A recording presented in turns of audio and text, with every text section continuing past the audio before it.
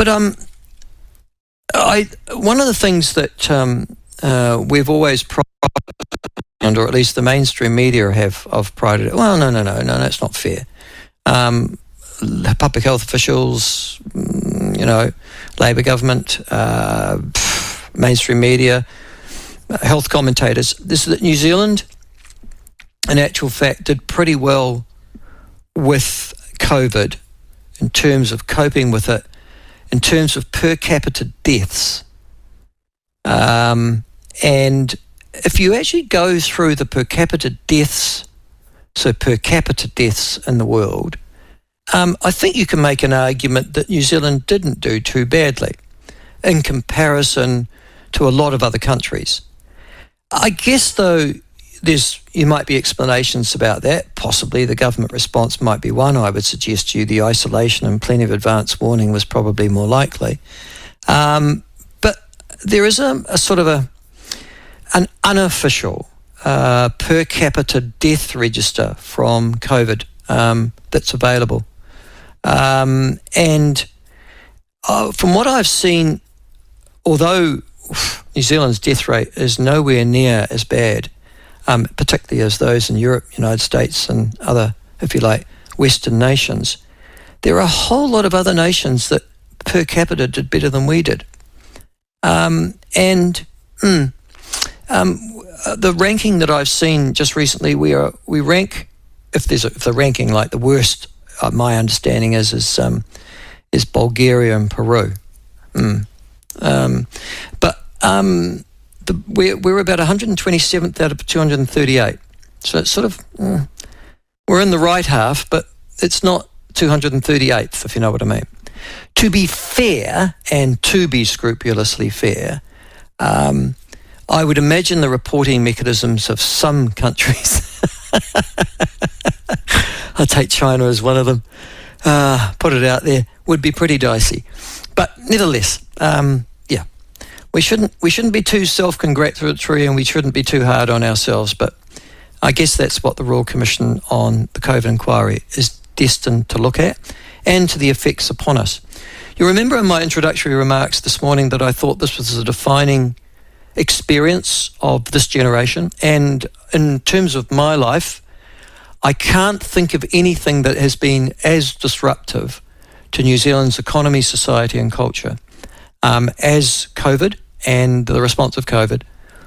And the next question will be, will the effects be long-lasting? I think we can reasonably argue that they will be in certain sectors, and it will be for the COVID inquiry to determine, I guess, how long. Its job is not, as I understand, to provide solutions. And certainly when the first terms of reference came out, I considered them, I have to say, and opined at the time, that I felt that they were deeply inadequate. They've now been added to, at the start of this month, in actual fact, by government, to have further terms of reference added to it. And the commissioners have, I would imagine, more work to do as a consequence. As I said to you also in the introduction to today, there were 3 commissioners originally appointed: Professor Blakely from the University of Melbourne, John Whitehead, a former Secretary of Treasury, and an esteemed civil servant, I have to say, with a great deal of experience of government. I was glad to see him there. And Hikaya Parata, former National Party Cabinet Minister, who resigned, I wasn't acutely aware of that, in the lead up to Christmas for personal reasons. So there are only 2. And one of those commissioners joins us now. I'm delighted that he is, John Whitehead. John, welcome to the show this afternoon. Lovely to have you on. Hello, Michael. Great to have the opportunity to talk to you. Thank you for your great introduction. Well, and can I just say, John, I compliment to you on being available to the media. For a long time, it looked like this Royal Commission of Inquiry was almost going to be conducted in secret. The very fact that you're talking to me, John, and other media, it suggests that there's been a change of heart, yes? No, look, I think we've always been keen to talk to New Zealanders and be open. The kind of balance we're trying to strike there, I suppose, Michael, is giving people a chance to be really free and frank to us. So that's why the meetings we've been having, we're saying, look, you speak and say whatever you want about what went well, what didn't go well, and we'll be listening. And we understand that you might want to not to incriminate yourself or someone else while you're talking about that. So, and that's worked reasonably well for us. But it is important, as you say, that we have a public profile, and we've certainly been trying to let people know who we've talked to, for example, each month on our website. I've looked at the conduct of inquiries overseas, particularly in Western democracies, and they tend to be much more open, and the hearings are in public, and there's an opportunity for cross-examination, if you like, of statements being made by individuals. That bit's missing, and that's, to be honest with you, usually the part of a Royal Commission of Inquiry, isn't it, John? Yeah, there's the Inquiries Act actually allows for two types of inquiry. There's what's called the adversarial, and we call ourselves the non-adversarial, I suppose. There was another term for it that was originally used. But I think non-adversarial captures it better. And that's, it depends what you're trying to do, I think, and what we're trying to do is really draw out the lessons. And you can get, I think there's a right place for both types of inquiries, to be honest. But look, I take your point. I think people like to know what's going on and like some visibility, and I think that's really important. Well, the other thing that strikes me as somebody who's been in politics for a long time, and you've been in the civil service for a long time, is that sometimes people lie to you. They tell you things that are self-serving. And because they're in private, other people don't know that they're not telling the truth or that they're interpreting something falsely. How do you correct against that if the inquiry isn't public?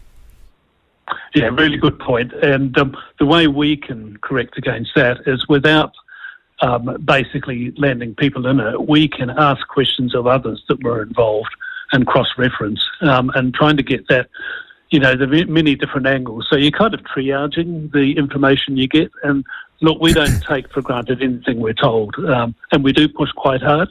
At times we've had people in tears, and I'm not saying we necessarily made them cry, but some pretty tough questioning on the way through as well. Yes, because the reaction to COVID throughout the whole Western world, throughout the whole world, people were reacting with various degrees of panic, I would suggest, and I would imagine most people in situations like this with a fast-developing situation, nobody would get it perfect. It'd be difficult for people to admit to mistakes, wouldn't it, John? I think people are always perhaps a little bit careful about that, and which is why we decided that kind of atmosphere where we're saying, look, you're safe to talk about what went well and what didn't go well. And we've certainly had people admitting to mistakes. We've certainly had people saying, I do it differently. And we've had people saying, I think other people in my organisation or in the organisations I dealt with should have done it differently too. So, there's different ways to the truth. But you're absolutely right. That's the kind of digging you have to do to get at the lessons. And I guess I should emphasise when, we were set up not as a sort of blame inquiry, but as a lessons learned inquiry. So, we're trying to really focus on, well, what's the lessons going forward? How can we really learn to do this next time it comes, because it will come again, something like this. How can we do it better than we have done this time? Okay, I understand that, and the original terms of reference I didn't think were enraging enough, and this government obviously didn't either. Those new further terms of reference that have been given to you, John, on the start of this month, they do tend to have a bit more of a what happened, who did it wrong. For example, one of them is the extent of disruption to New Zealand's health, education and business as a result of the government's policies. That's going to make some value judgments required of you, isn't it? Yeah, look, a couple of points on that, Michael. First of all, we're not yet operating under new terms of reference. We've got to wait to hear what the public says on that and what government decides. So that's a little bit down the track. So in the meantime, we're bound by our existing terms of reference. I didn't know that. Is that right? So when you say if the government put out, I assume this was a directive from Cabinet, but you're saying to me, no, they've put out these additional terms of reference, as a public discussion document? Yeah, they've asked questions. We were intending to go out to the public a few months back, because we wanted to get, really do that engagement with the wider public and hear people's stories, but particularly those that haven't been heard perhaps on the way through. We waited on that because with the new government, obviously they were talking about extending the terms of reference and wanting to talk to the public about that. And we said to the government, well, actually, we've got this, process planned. We can piggyback on that if that's what, you want to do, talk to the public. And they said, yes, we'd like to do that. Thanks very much. And they've designed the questions they want to ask. So I guess that gives you a bit of a lead as to, some of the issues they're thinking about. But there may be others the public come up with as well. Oh, I see. Okay. Yep, gotcha. And so when do you expect that, if you like, public discussion to be formulated into hard policy that gets transmitted to you as a commissioner? Well, the survey we're doing, the public input process we're doing, survey public input, is open until late March, 24th of March, I think the date is. And then we will just pass that raw data on that question over to the government. The Department of Internal Affairs, I think, analyses that. The government will analyse it. Government will make that decision themselves and then convey that to us. So, look, I'm guessing, but, April, May sort of time frame, I would have thought. Realistically. Okay. Which would also mean that's going to push back the time that you'll be reporting back too. You were meant to be coming back, I think, in September of this year. You clearly won't be finished by then.